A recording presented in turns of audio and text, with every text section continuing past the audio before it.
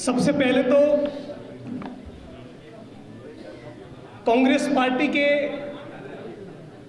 तमाम साथी, तमाम वरिष्ठ नेता, माफ़ी चाहता हूँ, मैं शायद यदि नाम से नहीं पहचानता हूँ तो आने वाले दिनों में बहुत लंबा परिचय होने वाला है। तो इन तमाम साथी, सम्माननीय शकील अहमद साहब,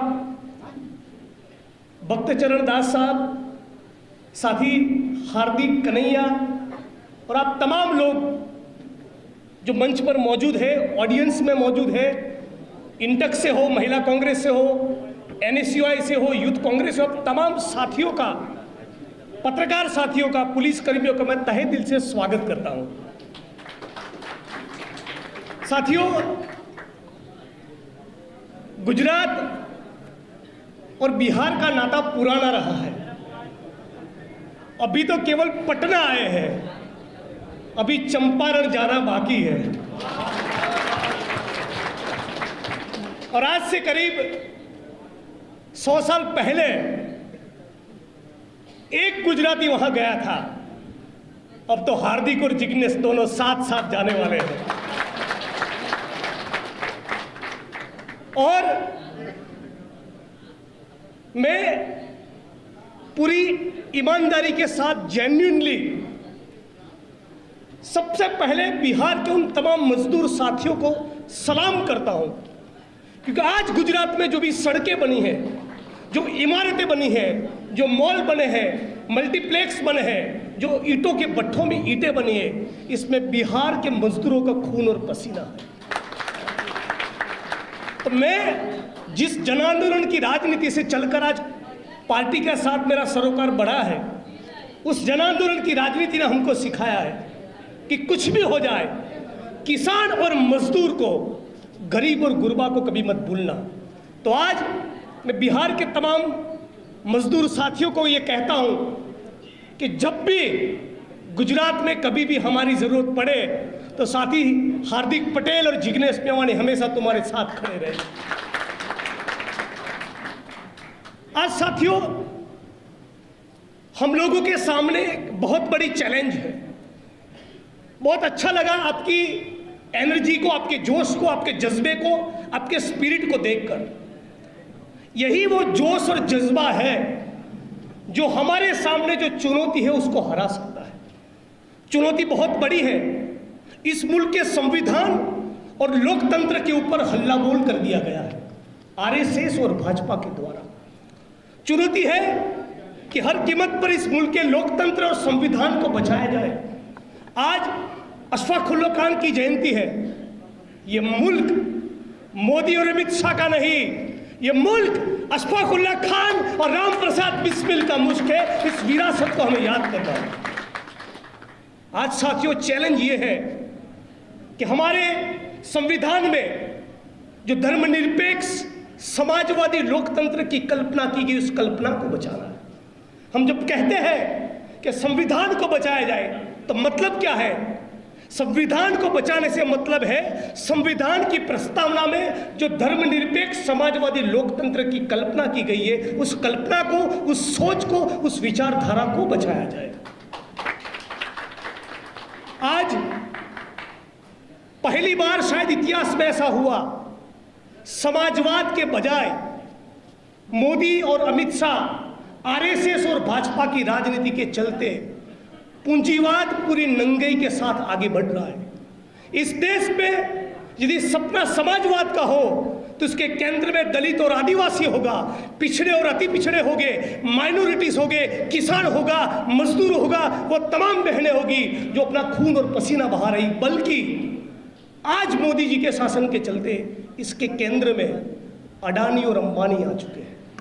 एक तरफ हजारों लाखों वो निर्माण मजदूर हैं जो अपने खून और पसीने से अहमदाबाद और पटना की सड़कों को चकाचक करते हैं, और दूसरी तरफ वो मुकेश अंबानी है जो एक आदमी 27 माल की बिल्डिंग में रहता है। ये जो गैर बराबरी है, ये जो असमानता है, इस असमानता को दूर करते करते हमें भाजपा को हराना। आज महंगाई और बेरोजगारी उसकी चरम सीमा पर है। मैं अभी कुछ पढ़ रहा था बिहार के बारे में तो किसी ने बताया कोरोना में गंगा में तैरती लाशें हमने केवल यूपी में नहीं देखी, कोरोना के पूरे काल में गंगा में तैरती लाशें हमने बिहार में भी देखी।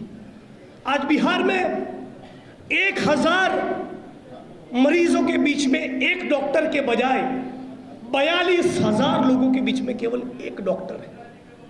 ऐसा बिहार नहीं चाहिए। कांग्रेस पार्टी आपके साथ मिलकर, आपको पूछकर सच्चे लोकतांत्रिक तरीके से नए बिहार का सपना किस प्रकार का हो उसका एक ब्लूप्रिंट तैयार करेंगे।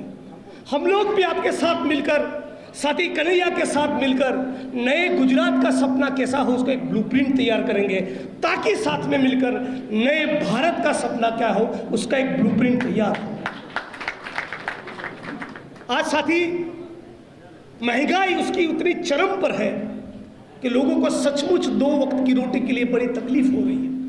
कोरोना के पीरियड में हम लोगों ने देखा कि 100 पूंजीपति जिनका मोदी जी के साथ बड़ा नजदीक का रिश्ता है, वो 100 पूंजीपतियों की इनकम कितनी हुई?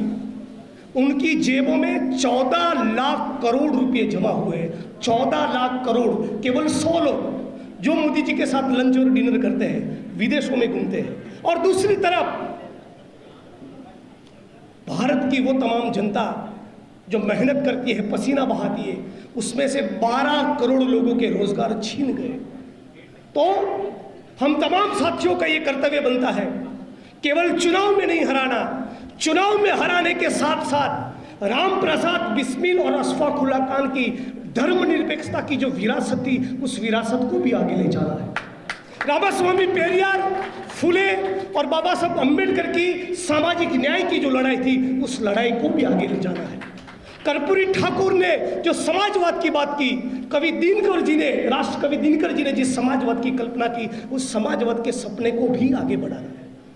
और आप तमाम लोगों के जोश और जज्बे को देखकर मुझे लगता है बिहार और गुजरात की दोस्ती होगी, गुजरात के किसान और मजदूरों की दोस्ती होगी बिहार के किसानों के मजदूरों के साथ, गुजरात के युवा साथियों की दोस्ती होगी बिहार के युवा साथियों के साथ। हम गुजरात में कॉल देंगे कि पढ़ाई दवाई कमाई, और बिहार भी बोलेगा जी हाँ, पढ़ाई दवाई कमाई, यही जनता के असली मुद्दे होंगे और हम तमाम लोग साथ में मिलकर लड़ेंगे।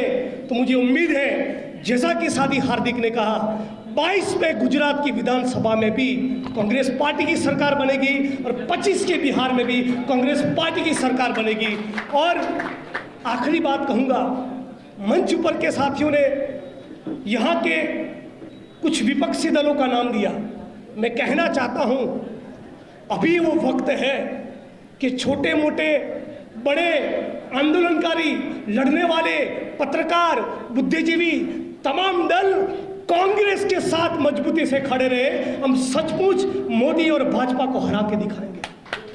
आज मुझे आखिरी में आप तमाम साथियों को केवल यही कहना है कि आप जिस जज्बे के साथ हम लोगों का स्वागत करने के लिए, हम लोगों को लिए मिलने के लिए यहाँ पर आए, उसी जज्बे के साथ अपने गांव में, अपने तहसील में, अपने जिले में सेवा दल के साथ जुड़ जाइए, महिला कांग्रेस के साथ जुड़ जाइए, यूथ कांग्रेस के साथ जुड़ जाइए, इंटक के साथ जुड़ जाइए, एनएसयूआई के साथ जुड़ जाइए और पूरे बिहार के प्रदेश के स्तर पर कांग्रेस पार्टी को इतना सशक्त और मजबूत करें कि जनता खुद कहे कि 25 में हमारी जनता की सरकार बन रही है।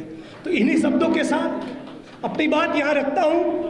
ये मुल्क राम प्रसाद बिस्मिल का है, अशफाक उल्लाह खान का है, बाबा साहब अम्बेडकर का है, शहीद आजम भगत सिंह का ही है, उधम सिंह का भी है, और उन्हीं की विरासत को आगे बढ़ाएंगे, साथ में मिलकर लड़ेंगे और लड़ेंगे तो हम लोग जीतेंगे।